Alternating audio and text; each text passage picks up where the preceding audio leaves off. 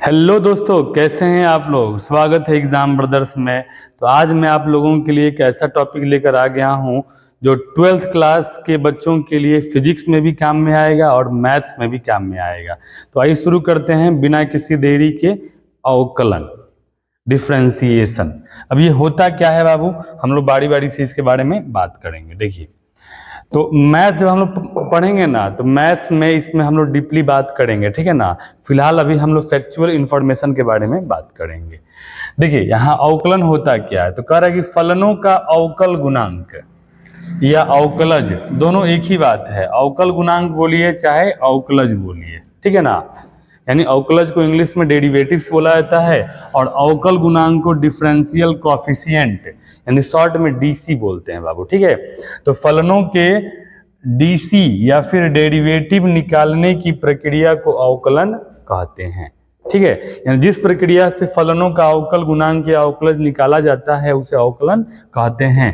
अवकलन का अर्थ होता है तोड़ना। क्या होता है बाबू? तोड़ना।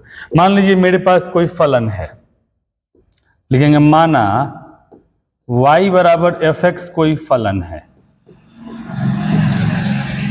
ठीक है। और इस फलन का हम क्या कर रहे हैं बाबू, हम इसे x के सापेक्ष अवकलित कर रहे हैं, ठीक है ना। यहां लिखेंगे x के सापेक्ष अवकलित करने पर, अवकलित करने पर यानी differentiate with respect to x, ठीक है। इसका मतलब यही हुआ, यानी कोई भी अगर फलन दिया हुआ है y बराबर fx, तो इसे x के सापेक्ष अवकलित करने पर हमें क्या मिलेगा बाबू, हमें y का मिलेगा dy बटा dx, ठीक है। और इसका मिलेगा हमें d fx अब बट्टा में हो जाएगा dx। क्लियर है बाबू। अब देखो डी एफ एक्स बटा डी एक्स को ही हम लोग बोलते हैं F dash x, F dash x. यानी देखिए डी वाई बटा डी एक्स या फिर डी एफ एक्स बटा डी एक्स, और इसी को हम लोग बोलेंगे एफ डैश एक्स। और इसी को बाबू वाई वन से भी रिप्रेजेंट किया जाता है या फिर वाई डैश से भी रिप्रेजेंट किया जाता है, ठीक है। यानी ये सब का मतलब एक ही हुआ बाबू।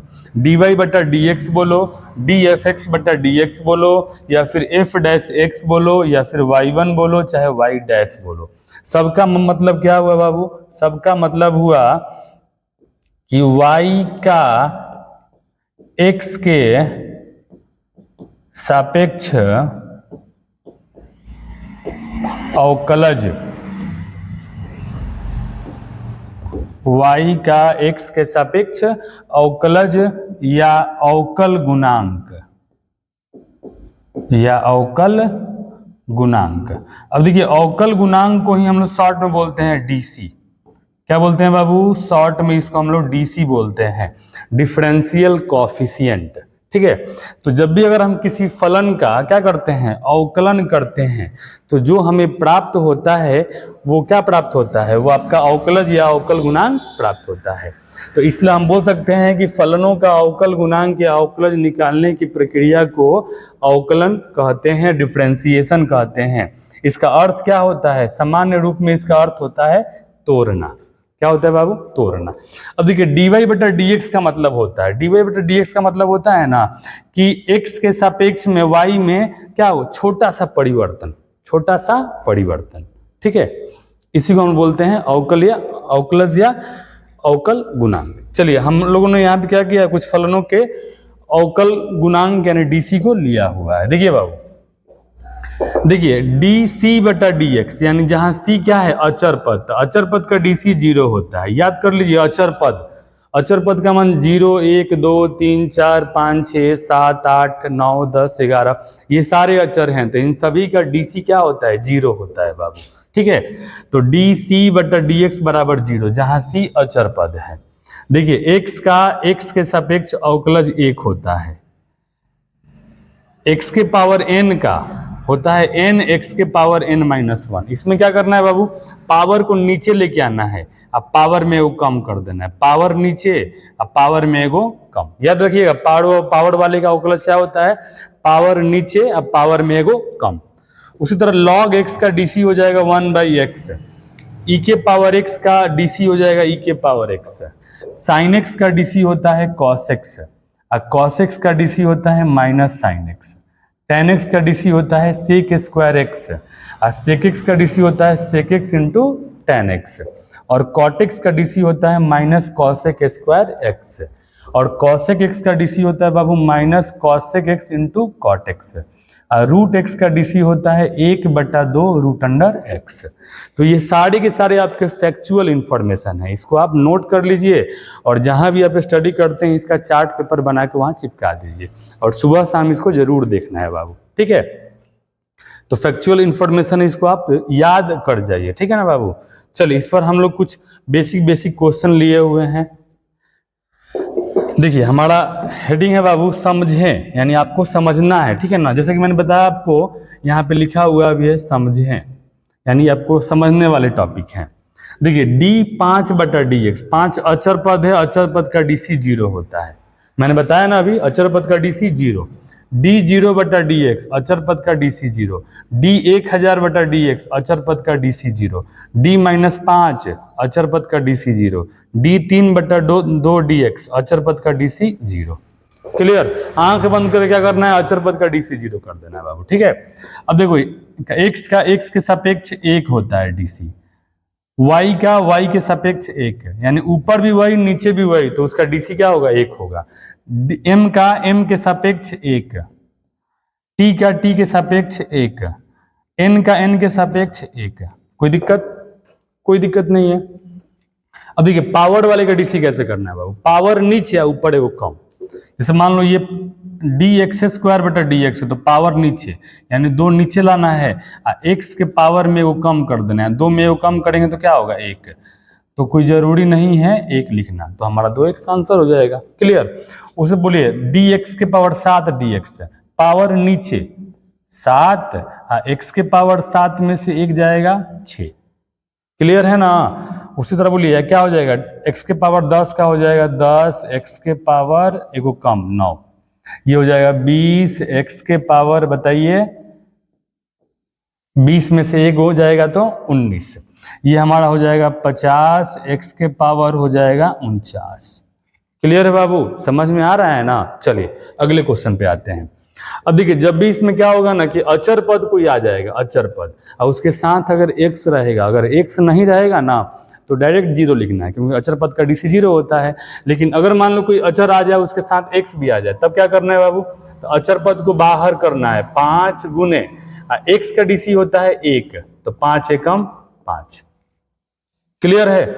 उसी तरह यहाँ पे हो जाएगा 7/2 अचर पद है, गुने x का dc 1 होता है, तो 1 गुने 1 तो हो जाएगा 7/2 आंसर। क्लियर है बाबू। उसी तरह आपको क्या करना है, पावर वाला भी वही करना है। देखिए 8 अचर पद है, 8 जाएगा बाहर, गुने ये पावर नीचे एगो कम, तो क्या हो जाएगा 5, x के पावर हो जाएगा 4। इसको अगर हम सॉल्व करेंगे तो 8 पंजे 40, x के पावर 4 हो जाएगा। तो आपने देखा कि इसका शॉर्टकट तरीका क्या है कि इन दोनों को गुना कर देना है, 8 5 40, पावर में वो कम कर देना है। तो आप बता दीजिए इसका क्या होगा, 9 छक 54, 9 छक 54 हो जाएगा, x के पावर 9 है तो एगो कम 8 है। बोलिए 7 पंजे 35, और x के पावर 5 है तो हो जाएगा 4। क्लियर। तो ये सारे बेसिक क्वेश्चन है बाबू, मुझे उम्मीद है आपको ये समझ में आया होगा। यहाँ भी आप देख सकते हैं सारा के सारा हमने फॉर्मूला ही लिया है बाबू। क्या हो जाएगा 7 बाहर, e के पावर x का dc e के पावर x, यहाँ पे 8 बाहर, log x का dc होता है 1/x, तो ये हमारा हो जाएगा 8/x। x को ऊपर भी ला सकते हैं 8x इनवर्स। क्लियर है ना जी। उसी तरह ये हो जाएगा 5 गुने रूट x का dc होता है 1/2 रूट अंडर x, तो ये हो जाएगा 5/2 रूट अंडर x, ये भी हमारा आंसर हो जाएगा बाबू। क्लियर है ना। यहाँ से भी आप 7 बाहर निकाल लीजिए 7, और साइन x का dc होता है cos x, यानी आपको फॉर्मूला हर हालत में याद करना ही पड़ेगा, और कोई ऑप्शन आपके पास है नहीं। 8 और कॉस का डीसी होता है माइनस साइन एक्स, तो ये आपका हो जाएगा मल्टीप्लाई करेंगे तो हो जाएगा -8 sin x। क्लियर है, ये हमारा आंसर हो गया। क्लियर। उसी तरह क्या हो जाएगा 7, और 10 का डीसी बता दो मुझे। 10 का डीसी होता है sec²x। यहाँ पे 10 बाहर आ जाएगा। cot का डीसी होता है -cosec²x, -cosec²x। तो माइनस से गुना होगा तो क्या हो जाएगा -10 cosec²x। क्लियर है ना जी।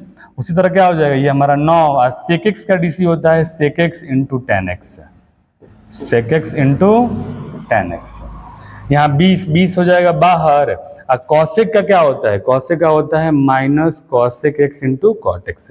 तो माइनस है तो माइनस यहाँ लगा दे रहे हैं बाबू, क्या हो जाएगा -20 cosec x × cot x। और यही हमारा क्या है आंसर।